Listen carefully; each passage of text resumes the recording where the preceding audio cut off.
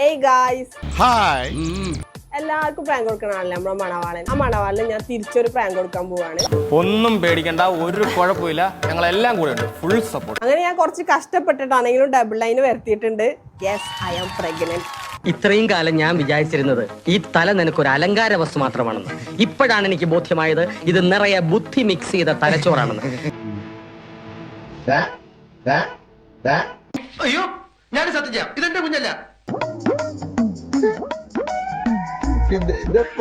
ഞാനല്ല, എന്റെ ഗർഭം ഇങ്ങനല്ല.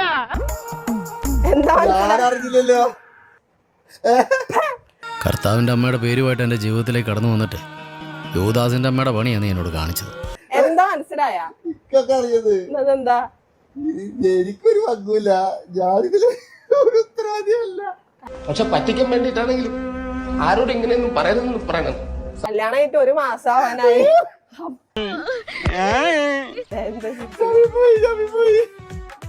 പക്ഷെ ഫസ്റ്റ് കണ്ടപ്പോ ഞെട്ടിക്കണ്. ഒന്ന് ഷോക്കായി. ഷോക്കോ? ഞാനങ്ങോട്ട് ഇല്ലാണ്ടായിപ്പോനെ. മനുഷ്യന്മാർക്ക് മാറാതെ നേരം വേണല്ലോ. സ്വന്തം പ്രാങ്ക് ആയിരുന്നേ ആൾക്കാരെ മുന്നിൽ കാണിക്കാന് ഭയങ്കര അത്രയും വേണോ? വേണം, കുറച്ച് കടുപ്പത്തി ഇരിക്കട്ടെ.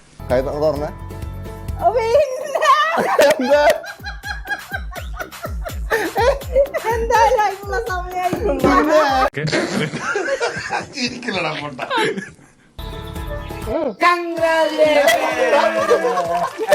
എന്നാലും എന്റെ പൊട്ട നീ ഇതെങ്ങനെ? ഞാൻ ട്രൈ ചെയ്തിടാ ട്രൈ. പക്ഷെ എന്ത് തോന്നുന്നു? ഇങ്ങനെ പണിയെടുത്താണ് പലക്ക് കിട്ടി. തന്നെ കൊണ്ടൊന്നും കൂട്ടിയേ കൂടില്ല. നല്ല പ്രായണ്ടല്ലേ, വല്ല പണിക്ക് പോയിക്കൂടെ? ഒരു കുഞ്ഞുണ്ടാവുക പറയണതേ ഒരു കുടുംബത്തിന്റെ മുഴുവൻ പ്രാർത്ഥന. അത് നീ ഓർത്ത നന്ന്.